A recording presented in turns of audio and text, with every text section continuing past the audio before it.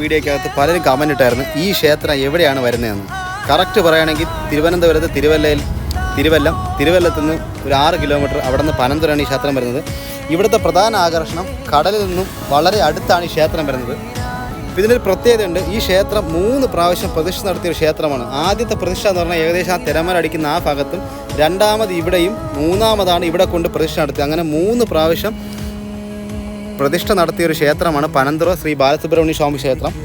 അപ്പം കടലിനോട് വളരെ ചേർന്നാണ് ഈ ക്ഷേത്രം വരുന്നത്. ഇവിടെ നോക്കുമ്പോൾ കോവളം കാണാൻ പറ്റും, പള്ളി കാണാൻ പറ്റും. തൊട്ടപ്പുറത്ത് കണ്ടായിരുന്നു. അപ്പോൾ ഈ ക്ഷേത്രം എനിക്ക് ഇഷ്ടപ്പെട്ടതെന്ന് വെച്ചാൽ കടലിനോട് ചേർന്ന്. പിന്നെ ഒരു കാര്യമുണ്ട്, ഇവിടെ വന്നപ്പോഴേ അറിഞ്ഞത് 3 പ്രാവശ്യം പ്രതിഷ്ഠ നടത്തിയൊരു ക്ഷേത്രം കൂടിയാണെന്നാണ് പറഞ്ഞത്. 1ാമത്തെ പ്രതിഷ്ഠ ഞാൻ പറഞ്ഞില്ലേ ആ ഭാഗത്താണ്. അപ്പോൾ അങ്ങനെ ഒരു പ്രത്യേകതയുണ്ട് ഈ ക്ഷേത്രത്തിന്. ഇനി എന്തായാലും സ്ഥാനം മാറ്റത്തില്ല. ഇപ്പോൾ കടലിനോട് വളരെ അടുത്താണ് വരുന്നത്. ഇവിടെ തിരമാലയൊക്കെ അടിച്ചു വരുന്ന സ്ഥലമാണ്. പക്ഷേ ഇവിടുത്തെ പൂജയും കാര്യങ്ങളൊക്കെ അവിടെ ബോർഡ്